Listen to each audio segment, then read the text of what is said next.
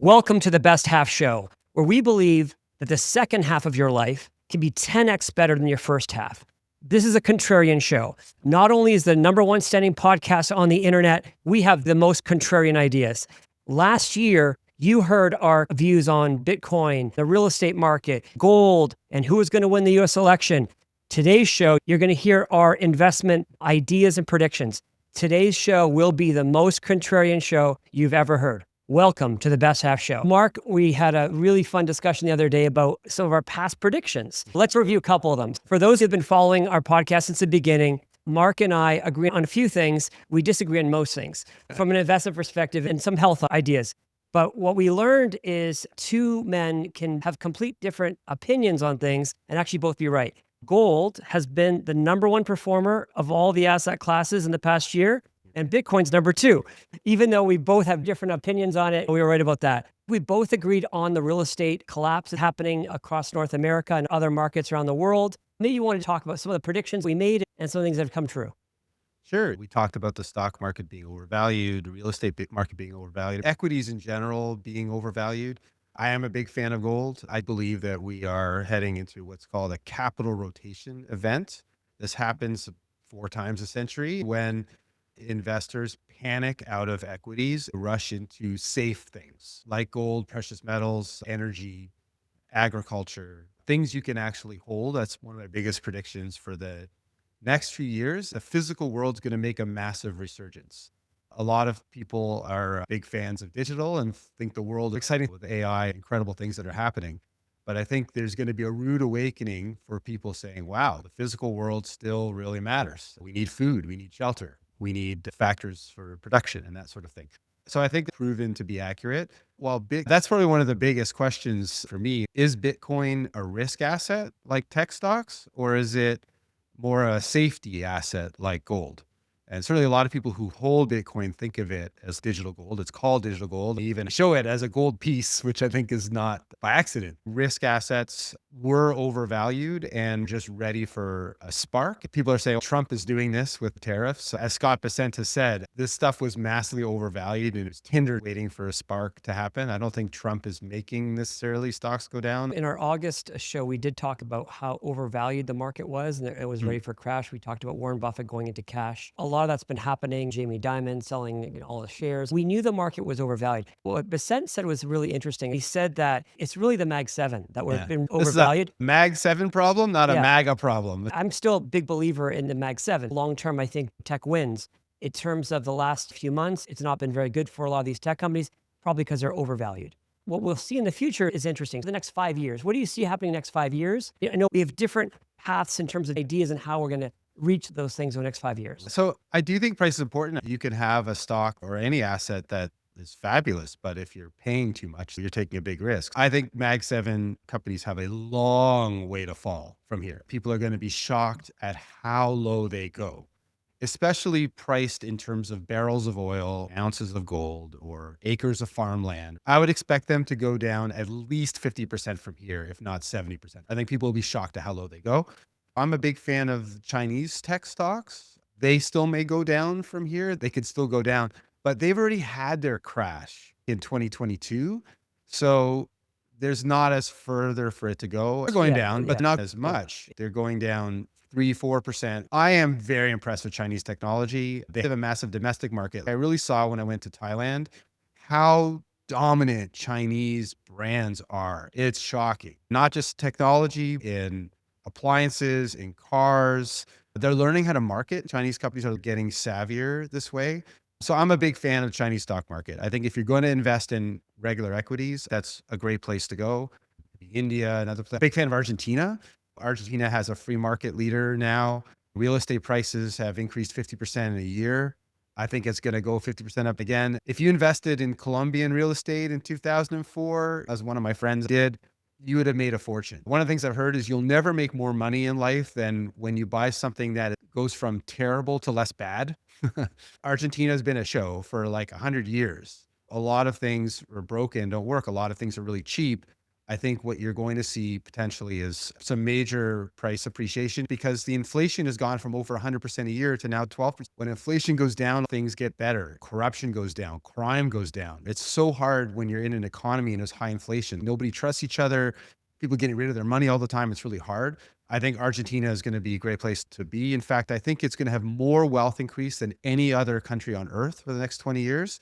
Elon Musk is getting behind it. He's really excited about that. One of the reasons I think Argentina is going to do well is it's a commodities powerhouse. Argentina is a world-class exporter of all kinds of stuff like food, metals, and energy. They're drilling for oil there. They're finding it. So I think a commodities powerhouse like Argentina is going to do very well. If Russia wasn't so weird, that would be another one, a commodities powerhouse, but I don't know what's going on with Ukraine. If you're investing in natural resources, especially gold, I think gold's going to do better than anything because that is cash. Even better than cash is gold, right? Gold is cash that's increased 40% over the last year. As people panic out of risk things, they want to go to safety. Gold historically has been safety. And so I think that's going to do very well. Anything else that also has done well in the 1970s, so that was the era of stagflation. The economy is soft, demand is low, but inflation is still stubbornly high. You go to the grocery store, it's still there. That's what the 70s were like. The three best things to own in the 1970s, one was gold, second is farmland, third was oil. If you were in those things, you're making 10, 12x. That doesn't mean abandon your tech stocks. One of the things that really blew my mind is there's nothing that will beat a truly balanced portfolio. I've had the same opinion for years, but because I've had this opinion, I've been underweighted in US tech stocks. And I didn't get to ride the NVIDIA wave up. I didn't get to ride the Google wave up. I still did okay, but I would have done better if I actually had a balanced portfolio. So if there's one thing I would encourage you and everybody to do is have a truly balanced portfolio, which 40% equities, 20% commodities, 20% gold, 20% fixed income. People these days are like 80, 90% at least equities because equities includes your real estate. So they're like 90% equity. They don't have this other stuff. My opinion is the opposite of Mark's.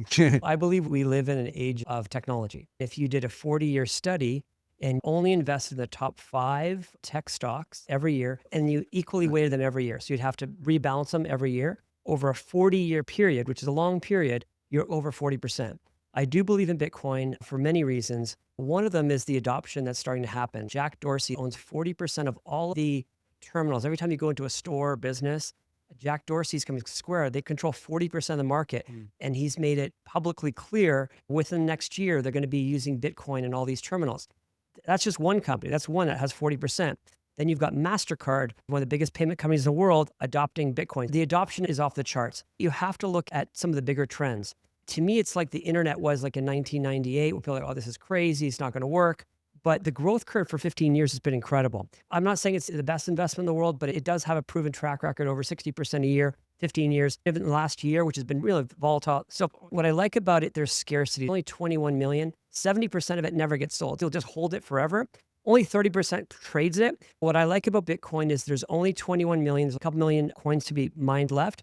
And there's very few players that are dominating. Like Michael Saylor and BlackRock, a few guys control it. I think we've never seen a more pro-business administration. From Trump, if you listen to all of the guys that are running the government for the next 4 years, you can't find a more pro-Bitcoin group. So I'm a big believer in Bitcoin, and I think it's a great buying opportunity, in my opinion. I'll challenge that in a number of ways. The adoption is not there. There's lots of people, and those people are really here in North America. There's a big world out there in Asia, Africa, and South America where they don't give a flying fuck about Bitcoin. It's not the way they save.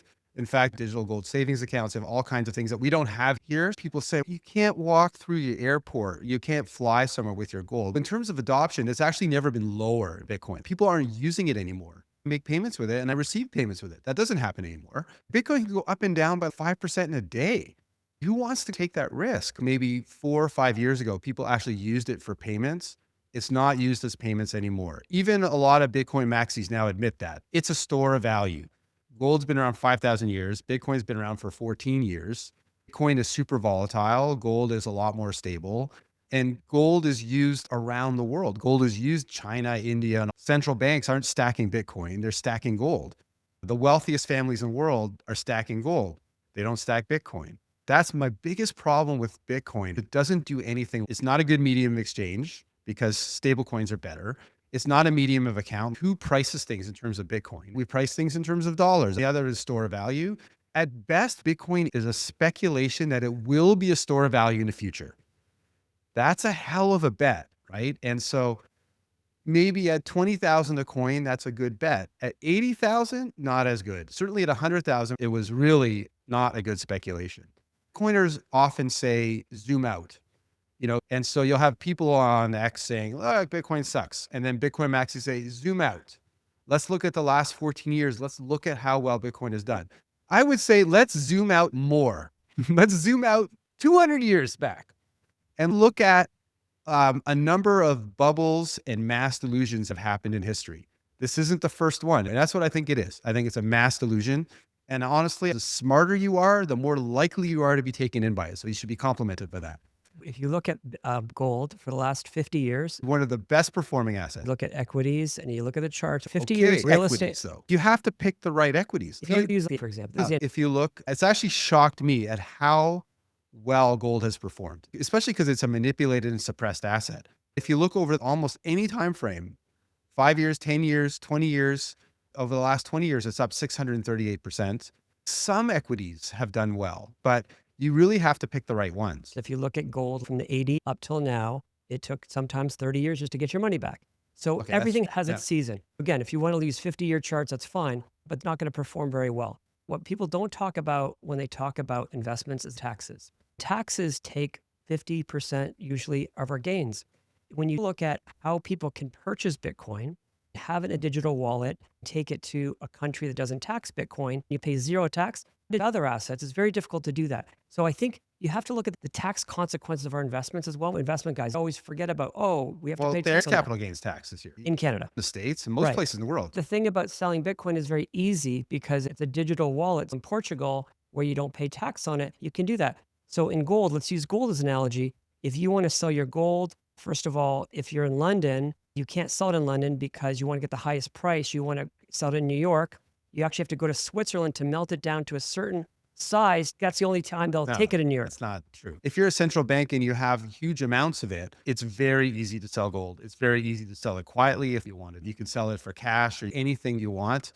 You're supposed to pay capital gains taxes on it if it's trackable. If you really wanted to be quiet, It's just very hard not to track when you're getting on a plane with gold. Yeah, right? but that's a weird thing. Nobody travels anywhere with a suitcase full of gold. Yeah. That doesn't Well, happen. then the reason they don't is because no one actually uses gold. In my life, and I've traveled enormously, I've never seen anyone ever do gold transactions. But this is my whole point about when people say there's not enough Bitcoin adoption. I see a Bitcoin ATM now going into every Costco in the world, but I don't see any gold ATM machine. That's because it's not used that way. It's not used. No, it has a very specific purpose. Store of value. It's the best in the world at that. It was really crazy that for 200 or 300 years, people actually used gold coins with a number on it. Yeah. That was a weird time in history. The point is that money is separating into its component pieces. Yeah. Bitcoin doesn't do any of it, whereas gold does its job incredibly well. You're right. Nobody's going to go out and spend it because that's not its job. Actually, people don't even really sell it. If you're a gold hoarder, you're going to just give it to your kids, tax-free. The difference with Bitcoin and why I think it's a better store of value, that's why they call it the digital gold. It's only been around 14 years. How could it be a store of value? So what's happening now is you can lend against your Bitcoin. I can borrow against my Bitcoin. I can buy houses with Bitcoin. So now there's all kinds of credible institutions where I can take Bitcoin and put it into a Bitcoin vault and get paid on this. Just like loaning money. You can't do these things with gold. People are borrowing money against gold. That's how I bought my farmhouse. You don't know anybody who owns gold and you don't know much about it. Gold has been around for thousands of years. So walk me through how somebody would use gold to buy real estate. Give me an example. Yeah. Okay. So you take your gold, you bring it somewhere, people value it, and they will lend you against you at very low interest rates. You're talking about real institutions that have websites. I'm not going to tell you the name of the company. Okay. This is a merchant bank. It's got branches in 50 countries around the world. They have someone here in Toronto. And they'll lend you money against your gold. $500,000. And a decent interest rate. It's like prime plus one. Gold is now a tier 1 reserve asset. That's a very special thing. Bitcoin isn't. Bitcoin not considered anything.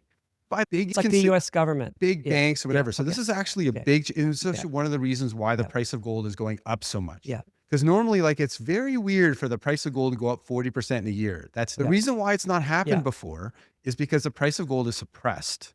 many at $3,000 an ounce. I don't know what the price is. It's a lot higher than 3,000. It's not posted anywhere. These are private transactions that happen. The fact that you can buy gold at this price is a gift. It should not be this cheap.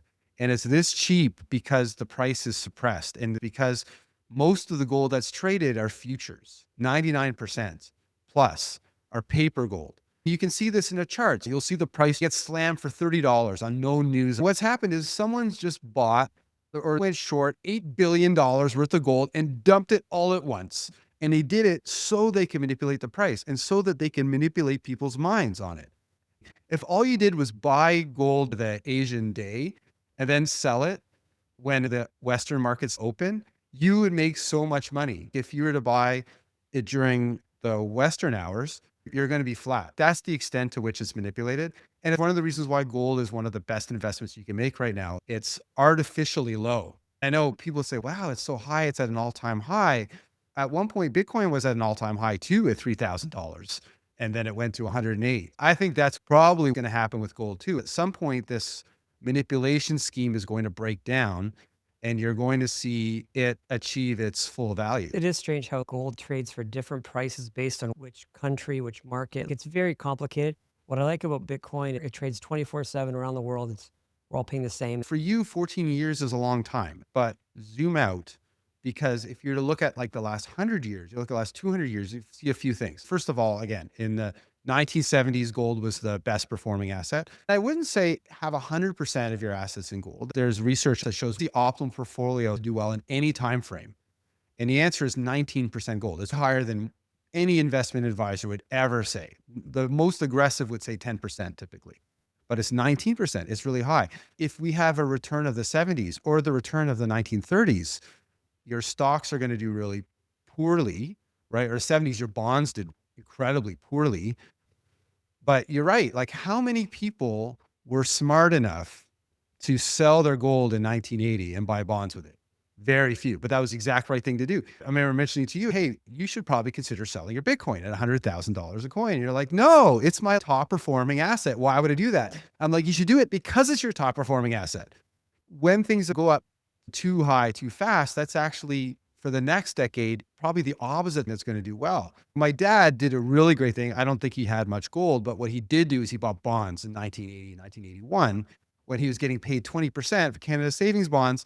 And that 20% went down to almost nothing in 20 years. Very contrarian at the time. Bonds were called certificates of guaranteed confiscation because inflation was more than 20. So inflation's 28%. You're going to get a guaranteed minus 8%, right? People are saying you should put your money in gold. Gold's going up 30% a year. Zoom out because it doesn't always go up.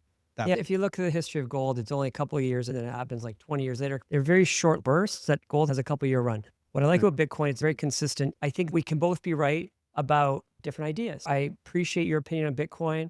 I will keep stacking Bitcoin. You're going to keep stacking gold. And I think that's all right. What's interesting though, is on the Mag 7. When I look at Google, this is a company that does $1 billion every day in revenue. And I don't see that revenue declining.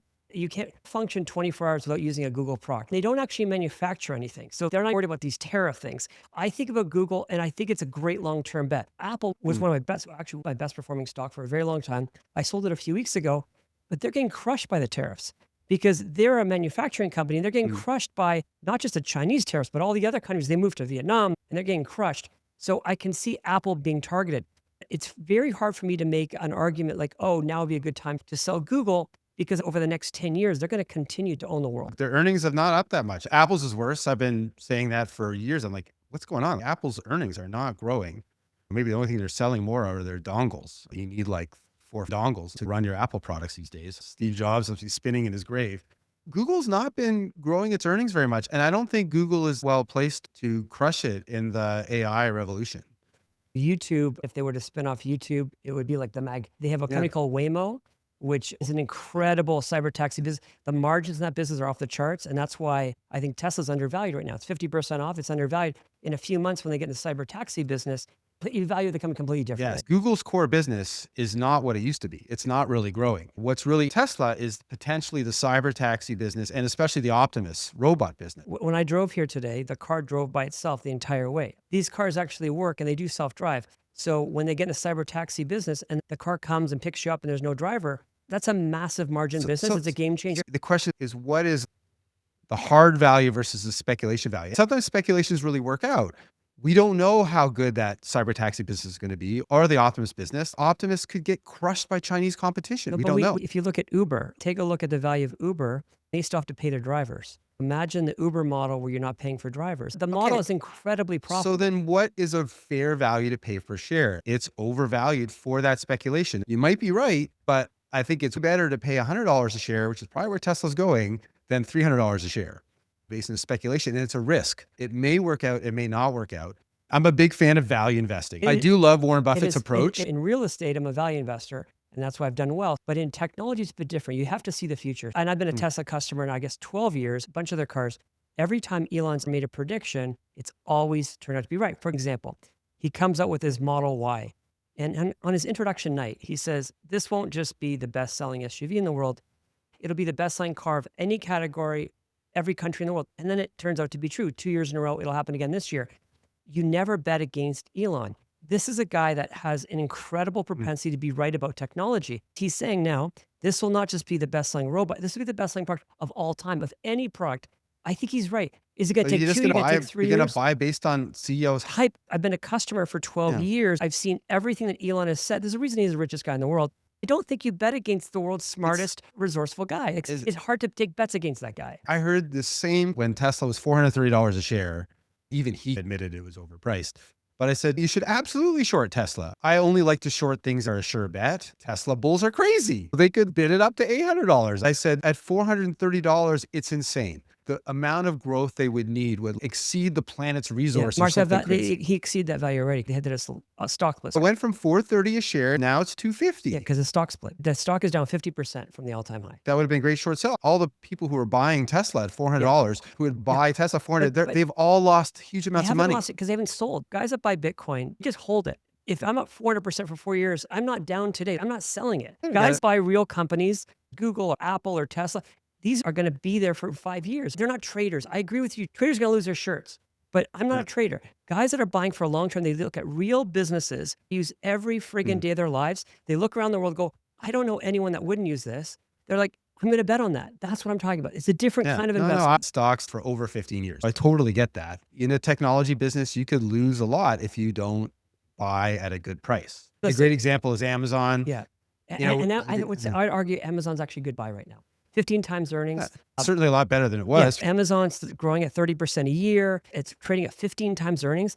That's amazing. Like Apple 5 years ago, there are actually some good buys. Now, based on this tariffs, we'll see what's going to happen. But there's some bargains. There will be some bargains. I think when people make investment decisions, pick a company that you really love. I want to be in this company for the next few years. Making these short-term things, that's the problem. Yeah, no, I agree on the long term. The margin of safety in Tesla is low, even at $250 a share. If it was $100 a share, that would be a lot better. Amazon, of all the Mag 7, is probably the best buy right now. I still wouldn't buy it because the margin of safety isn't there and better buys out there.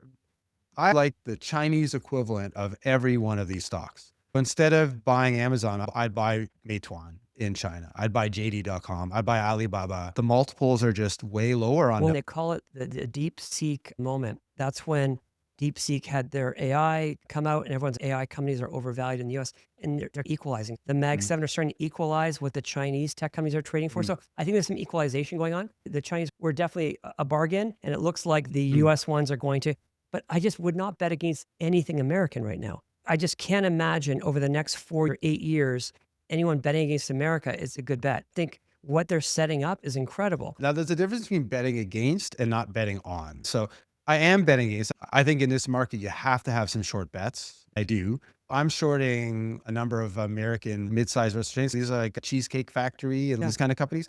They are getting hammered because the price of their food keeps going up and the demand for $22 Chipotle burritos is not there. I would say it's the Ozempic effect. Since Ozempic is becoming commonplace, people are eating less. They're eating a lot of that crap food less. There's definitely a correlation between the Ozempic effect and companies. But for me, it's a lot more basic than that. The economy sucks. We have a shortage of demand, but the price of inputs is stubbornly high. In that environment, a number of companies are going to get severely hurt. Restaurants, hotels, airlines are going to be hurting the next few years. Technology will do better because you're right, they're asset light. But that said, you're still paying a lot for this. I did bet against NVIDIA when it was a little higher. I wouldn't do that now. There are a lot of challenges in the US. I think that Trump and his team have a lot of ground to move here. I think they're doing a lot of the right things. It's a challenging environment. If American companies are increasingly going to be selling in America, because now we have the sort of tariff stuff, the international market may not be as favorable to American companies. You've got to look at American domestic demand, and I'm just not seeing it. Whereas I think China is increasingly having a world to sell to. I saw it when I was in Thailand. So many BYD cars on the road. There wasn't a single Tesla car on the road. This is something that a lot of people in North America are not seeing. The Chinese subsidize the BYD cars. It's a great car and they subsidize it. So it makes sense that they're giving everybody cheap electric cars. For me, the big difference is I'm so pro-America. I think finally there's an administration, and Trump's been talking about it for 40 years. He was writing full-page articles in the New York Times 40 years ago talking about this doesn't make sense. Over the next 4 years, when he eliminates income taxes to anyone making less than $150,000, they can pull that off. That's amazing. And it's working in places, Florida, there's no state taxes. Texas, no state taxes. That strategy prior to 1913, they had no income taxes. It's all based on tariffs. This strategy is very painful in the short term, but it's going to work. And you're seeing it. Interest rates are going to fall. You're seeing oil falling like crazy. The average person is going to feel like, oh my gosh, my mortgage rate just went down. My gas is so much cheaper. We're noticing it here already. I think people are going to see that. But what I love about Trump's strategy is America first. If you want to do business in America, you manufacture in America. That's going to be amazing for you. I think we covered a lot of really interesting ground today. Hopefully this is useful for our audience. If there's one thing to take away from it, build a balanced portfolio. Even buy Bitcoin if you must. Diversification, some gold, commodities, US stocks, international stocks, have some real estate, because that does win in any time frame. Thanks everybody for joining us today in the Best Half Show.